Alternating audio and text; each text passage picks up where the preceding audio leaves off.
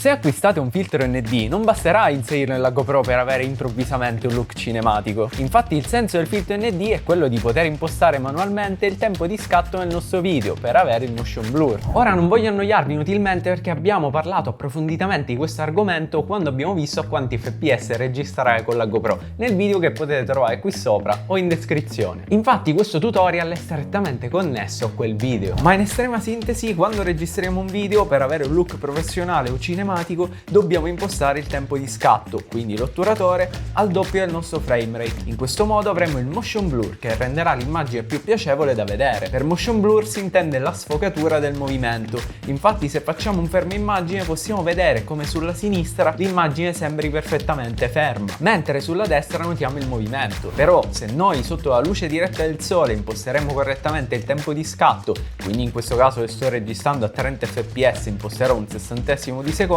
il video sarà totalmente sovraesposto. Anche se imposteremo ISO massimo 100 non cambierà nulla, c'è troppa luce. E quindi entrano in gioco i filtri ND, che all'atto pratico sono come degli occhiali da sole per le nostre videocamere. Infatti se adesso ad esempio inserisco un filtro ND16 il video non sarà più sovraesposto. Per questo tutorial sto utilizzando i filtri ND che Polar Pro mi ha gentilmente inviato. Si chiama Shutter Collection ed anche se nella confezione c'è scritto che sono per Hero 9 e Hero 10, chiaramente sono compatibili anche con la Hero 11 perché esteticamente è identica ai precedenti modelli. In confezione troviamo una breve guida di utilizzo, un panno per pulire i filtri ed un QR code per scaricare l'app Flare di Polar Pro. Troviamo poi una custodia contenente 3 filtri ND, ND8, ND16 e ND32.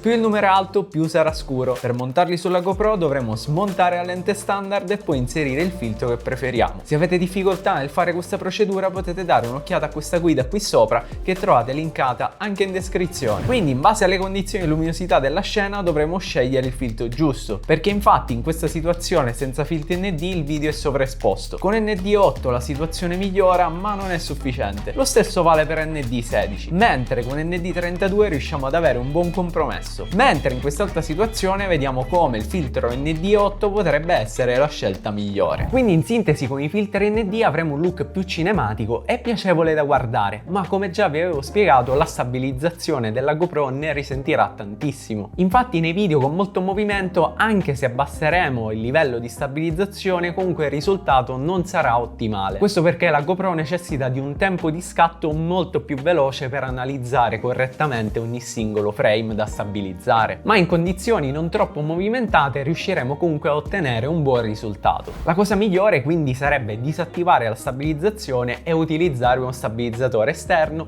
o fare riprese statiche. Infatti a mio avviso per i vlog e per i video action non dovreste utilizzare i filtri ND in modo da poter sfruttare la stabilizzazione della GoPro. Invece se avete in mente un progetto più particolare e potete utilizzare uno stabilizzatore esterno o un cavalletto, allora indubbiamente converrà utilizzare i filtri ND per avere un look più professionale. Del resto il motion blur è proprio una caratteristica dei film e dei video professionali e quindi ragazzi come sempre dipende da quello che dovete fare con la vostra GoPro. Personalmente come già saprete per le classiche riprese action o per i vlog utilizzo la GoPro a 30 fps con l'otturatore in automatico proprio per sfruttare al meglio la stabilizzazione. Quando invece realizzo video professionali con la macchina fotografica e magari devo inserire qualche clip ultra grandangolare alla GoPro, allora in quel caso sì, utilizzo i filtri ND per cercare di far corrispondere il più possibile il look dell'action cam a quello della macchina fotografica. Se vi piace sperimentare o se avete la necessità di realizzare video professionali, vi consiglio questi filtri di Polar Pro che potete trovare su Amazon a circa 80 euro e trovate il link in descrizione. Con i filtri ND è possibile anche fare delle foto più particolari e forse mi sto rendendo conto che è arrivato il momento di iniziare a fare qualche tutorial dedicato alla fotografia con la GoPro. E voi che ne pensate? Naturalmente se ancora non avete visto il video dedicato agli FPS e al tempo di scatto correte a guardarlo. E se il video di oggi vi è piaciuto lasciate un bel like e iscrivetevi al canale.